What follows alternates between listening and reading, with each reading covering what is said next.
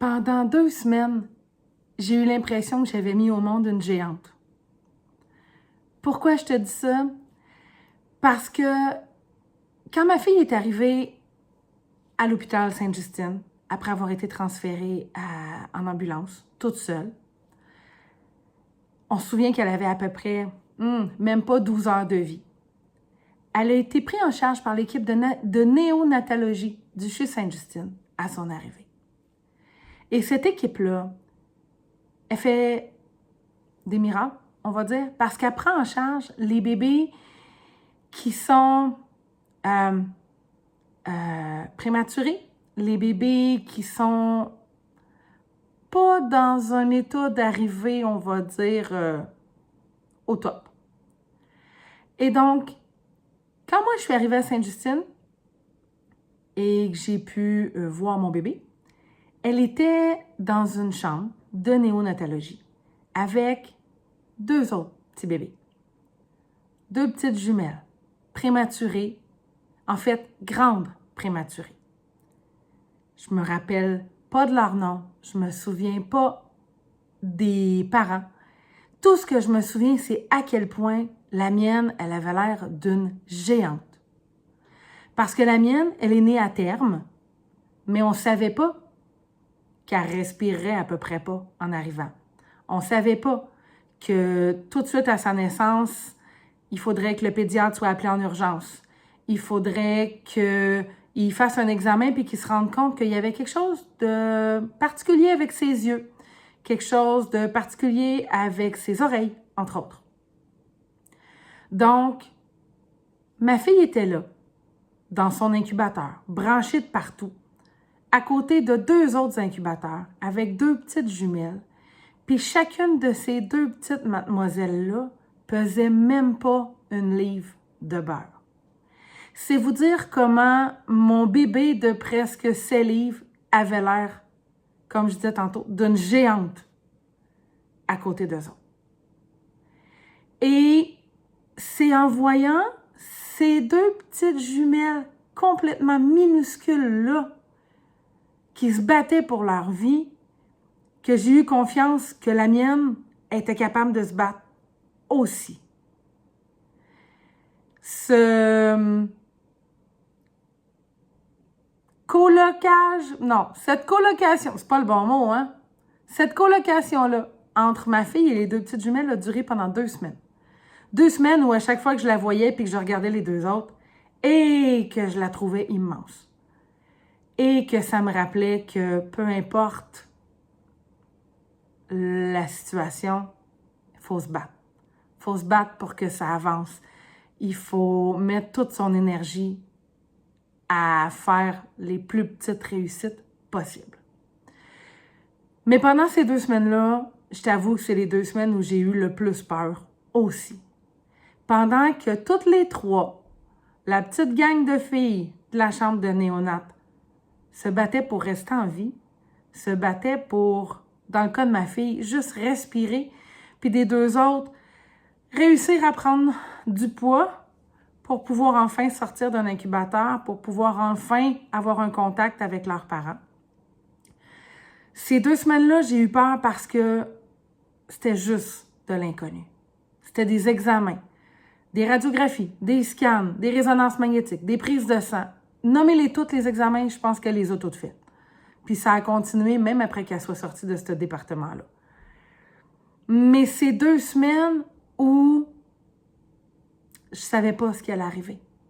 Je savais pas si elle serait encore là quand je reviendrais le lendemain matin. Parce qu'évidemment, je pouvais pas dormir sur place.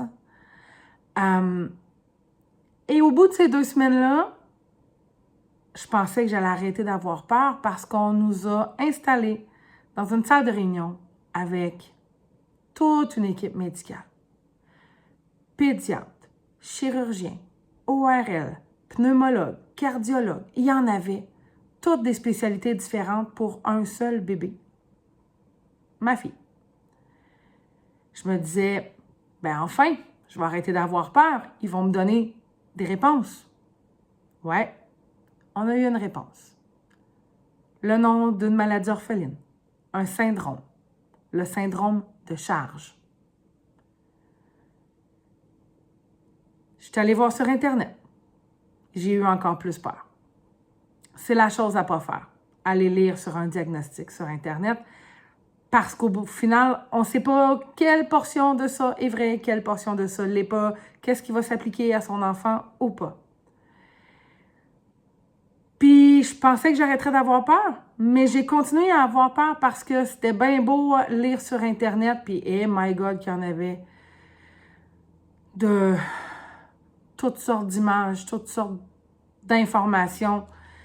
C'était encore plus épeurant. Mais aussi, parce qu'à force de parler avec les médecins, au bout de ces 2 semaines-là, ben, je me suis aperçue qu'il avait mis un mot, il avait mis une étiquette, mais il n'y avait pas de réponse. Durée de vie, espérance de vie, c'est pas. Comment ça va se dérouler en vieillissant, les évolutions possibles, je ne savais pas. Qu'est-ce qu'elle va être capable de faire? Aucune idée. Je pensais que la peur cesserait en mettant un mot. Mais non. Puis maintenant, des années plus tard, est-ce que la peur, elle est toujours là? Oui. J'ai toujours une géante.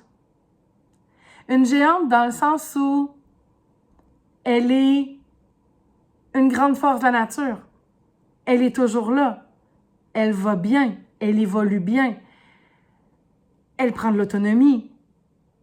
Donc, ma petite géante à côté des 2 petits bébés en incubateur est devenue une ado géante par sa persévérance, par sa force, par son courage, par tout ce qu'elle traverse, par les barrières qu'elle brise et tout. Mais est-ce que la peur, elle, s'est en allée? La peur de la maman? Pas du tout. Comme la solitude, des fois c'est pire, des fois ça l'est moins. Des fois ça prend toute la place. Quand on se met à penser au passage à l'âge adulte, dans le cas de ma fille, ou à d'autres situations de la vie auxquelles elle n'a pas fait face encore. Parfois, la peur, elle est presque plus là, parce qu'on est dans notre routine, on est en terrain connu et ça se passe bien. L'environnement est relativement sous contrôle. Donc voilà. Je tenais à te partager à quel point la peur, elle est normale. T'es maman puis tu m'écoutes. Respire. C'est normal d'avoir peur. Puis, ça ne veut pas dire que parce que tu vas avoir un diagnostic pour ton enfant, la peur va s'en aller. Mais si tu veux en jaser, par exemple, moi, je suis là. Puis, il y a d'autres mamans qui se joignent au groupe aussi. Fait que viens ventiler. Viens te présenter à nous autres dans Entre mères et femmes. Je le couperai pas au montage parce que je tiens à vous montrer à quel point c'est pas parce qu'on est dans une vidéo YouTube qu'on est différente des autres. Je suis une maman. Une maman, tout ce qu'il y a de plus normal, qui parle, qui se trompe, qui déparle même des fois. Alors, je laisse ça comme ça. 100% nature, pas de montage. T'es maman, t'as peur, il y a une étiquette qui a été mise sur ton enfant, sur toute ta réalité, tu veux en jaser. Entre mères et femmes, tu auras le lien sur la chaîne YouTube pour venir nous rejoindre dans le groupe privé. Alors voilà. Puis, sois sûr d'une chose, c'est que ton enfant, lui aussi, à sa façon, c'est un géant.